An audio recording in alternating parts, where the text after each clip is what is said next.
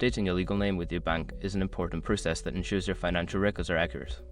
Follow these steps to quickly update your legal name on Rockland Trust. Step 1. Gather required documents. Collect all necessary documents that prove your name change.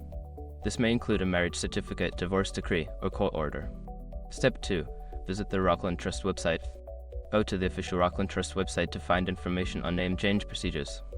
Look for the customer service or contact section for specific instructions. Step 3. Contact customer service. Don't continue before doing this. A lot of online accounts end up exposed in breaches without people even realizing it. Use SROC to constantly monitor your email and accounts and get alerted immediately if your information gets leaked online.